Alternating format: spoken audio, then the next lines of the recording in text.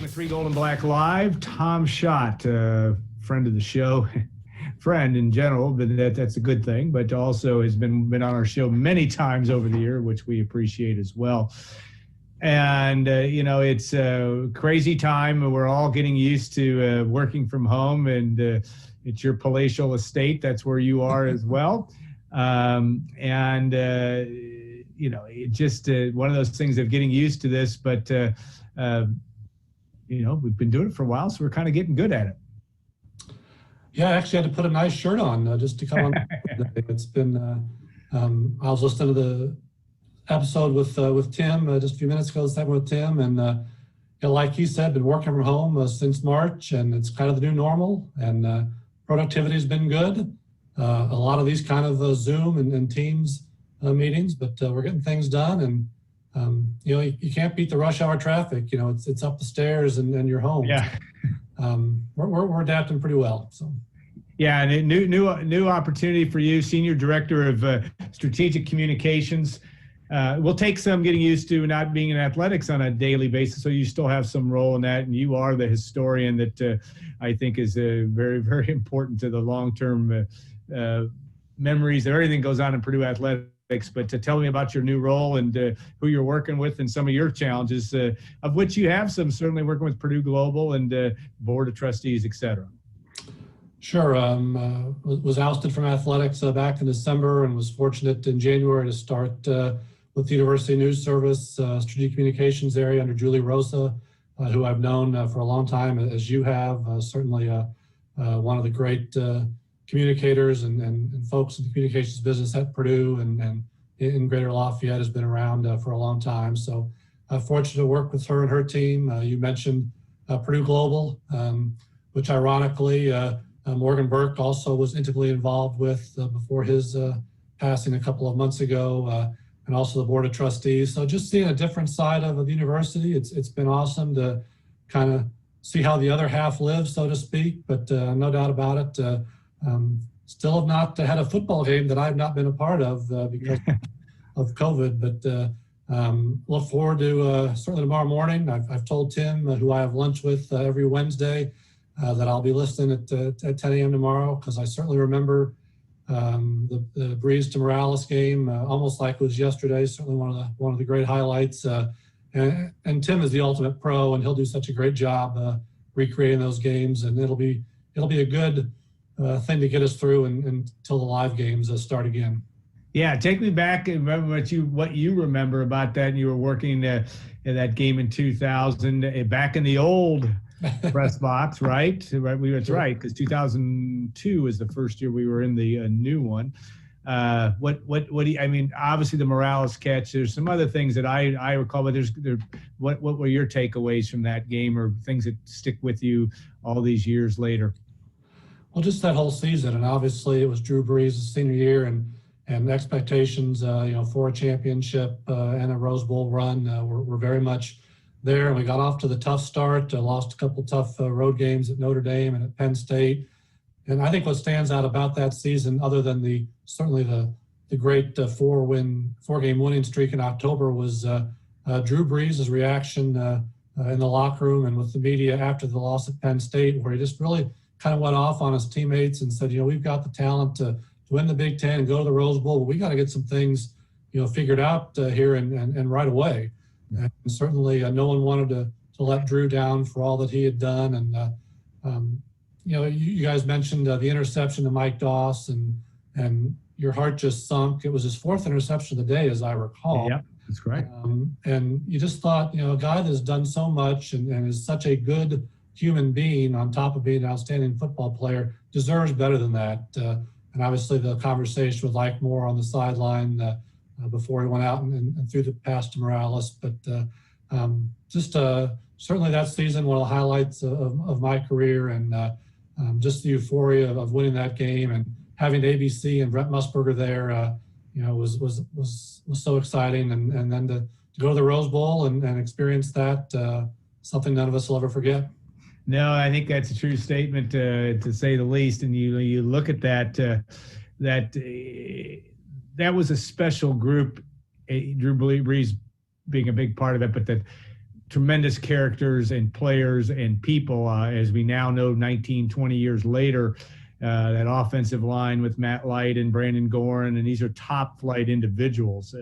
People have gone on to do some really great things as people, and the Aiken Adells of the world, and many others. That's an interesting thread, because we look at some of the great Purdue teams. Not that all the kids that can play college football at that level have a lot of accomplishment to them, but this was a special group of people, led by a very special person in Joe Tiller. I mean, there's someone near and dear to your heart. Yeah, miss Joe every day, and I was fortunate. Arnett was down in the Louisville area visiting her son earlier this summer, and stopped up and spent a few hours on the back porch.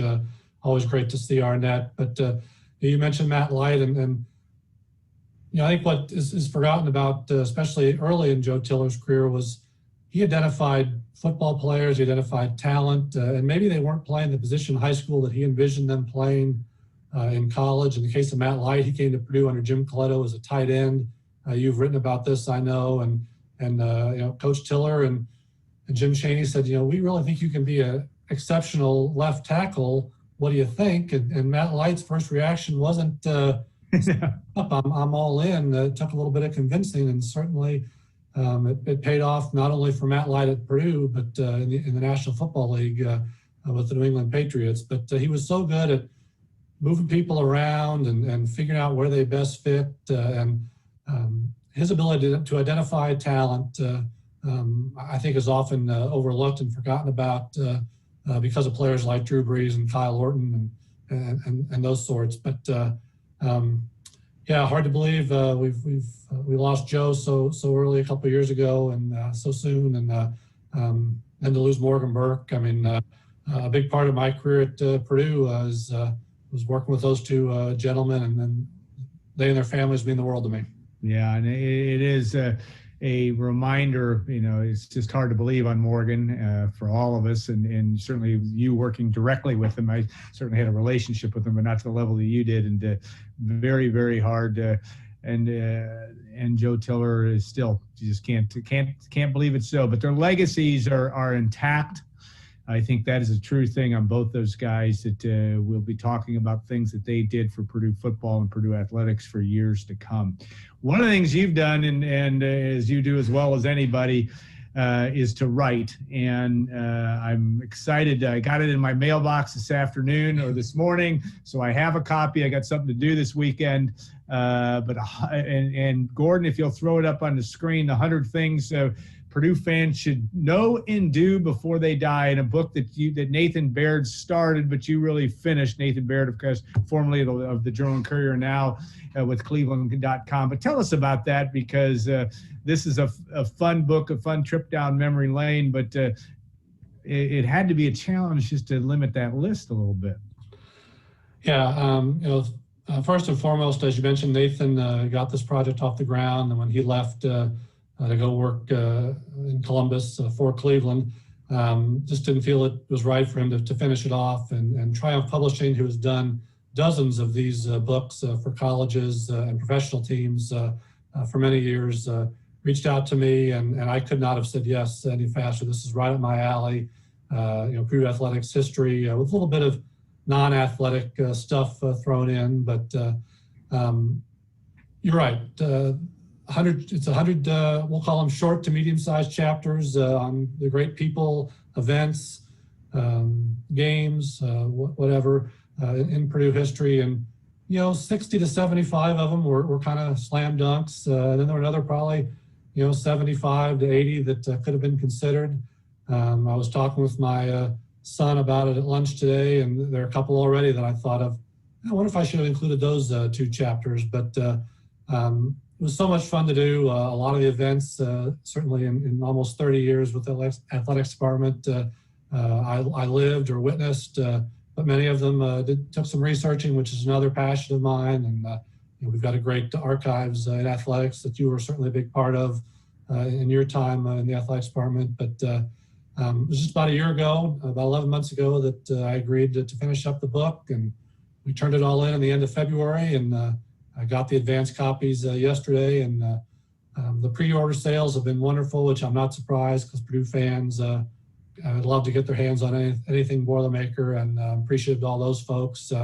It'll be out mid-October officially, but certainly you're quoted in it multiple times for the stuff you've written about Purdue through the years, and certainly a huge shout out to you, because had you not left Purdue Athletics way back in 1991, I never would have stayed more than my 10-month internship. So you and Jim Virgink, forever indebted to the two of you for my time at Purdue.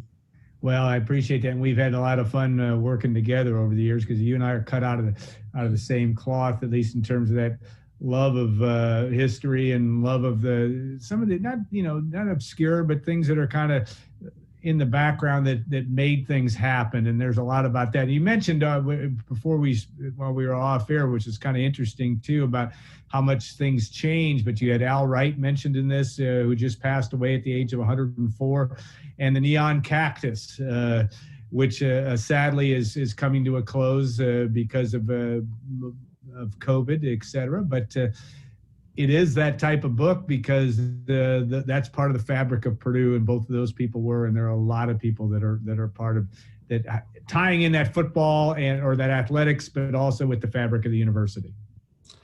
Yeah, and it was, it's football and men's basketball ball heavy, and that was at the request of the publisher. But certainly my longtime affiliation with the women's basketball program, I had to get a handful of chapters. Whether it be the national championship team in '99 or Lynn Dunn, who I worked with closely, and of course Stephanie White and Katie Douglas, and then some other sports. Certainly there's a chapter on David Bedaya and volleyball, with the success they had under Carol Dewey and now under Dave Shondell. So we sprinkled in some other sports, because that's what I was raised on in Purdue Athletics, that all sports are important. So that was important to me. And then, as I mentioned, there's the band and the Golden Girl and the Boilermaker Special and Grand Prix and places like Bruno's and Triple X, one of your great sponsors, are mentioned. So just kind of again, I hope there's some news stories for Purdue fans, but if nothing else, I hope people that say, "Oh, I remember that," or "I lived that," or I just hope they enjoy kind of reminiscing. Well, I've had a quick perusal, and there are some news stories by definition, definitely. And it's also interesting to kind of categorize it and say these are my picks for of what I would deem as my top 100. And yet you're right, you're going to be able to write another 100 before long if you choose to do so. And I think that's it'll be fun. Now, so tell us, it will be available on Amazon and also bookstores, or what? Tell us where fans can get them when the time. It'll be in bookstores mid-October, but certainly pre-orders now. Amazon, Triumph Publishing is the publisher out of Chicago. They've got a website. But truthfully, if you just type in 100 Things Purdue, you'll get many options to order. And again, they'll all be shipped out middle of next month. And got to give a quick shout out to Robbie Hummel. Yeah, forward there. Drew Brees, just outstanding player, even better person. Was so gracious to write the forward for us. And Robbie's become a good friend over the years, and had a lot of possibilities. But Robbie just seemed a natural. Because at the time we figured he was headed to the Olympics, so with the 3-on-3 team, and hope he is in 2021 in Tokyo. But certainly his fast rising career as a broadcaster seemed to make him a natural to do this, and I can't thank him enough for that. So. Yeah, you can't get him any better than Rob Hummel and Purdue fans' affinity to him. But you think about that, and we're about to come to a close here, but. Steph White, Katie Douglas. I mean, these are the highest quality people you can find, and Rob Hummel and Drew Brees and Roosevelt Colvin, and you can go on down the list. There's lots of them there, and that's part of what makes this a special program to be around. So, Tom, thanks so much. We will obviously put some stuff on our message boards when as well to help get the word out about this book. It won't take long, because I know our readers and we'll eat it up, so to speak. So good luck to the Red Devils tonight, the West Side and CC. You got Sam, your son's a senior on that team, and the good thing is you've got 2 games under your belt so far, and things are going. Is it 2 or 3? 3 games. 3, right. We're thankful for every game we get to play, because a month ago, we didn't know if we'd get one in, and it's great to have a little bit of normalcy. Yeah, no doubt. And it'll be always West Side CC is a competitive grudge match on the gridiron. So it'll be interesting tonight, and it is at Leslie Field. So and the senior night for Sam Schott, who's I will say this on the Schott family, doesn't get much better. Tom's really good.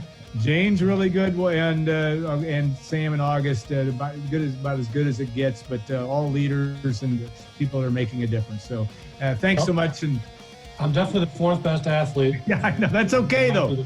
I always the fourth best person too. It's okay. Yeah, I'm okay to be ranked low if you compare, when you think about who you're comparing yourself to. But Tom, thanks again, and we appreciate. Thank you, Alan. It's always great talking to you. Yep, and I want to thank also Gordon Jackson and Scott Sumner for trying to make this all come to pass, which they did. And this new normal Zoom has worked well. We'll look forward to our show next week. We'll have some more guests as well, and all the folks at WLFI.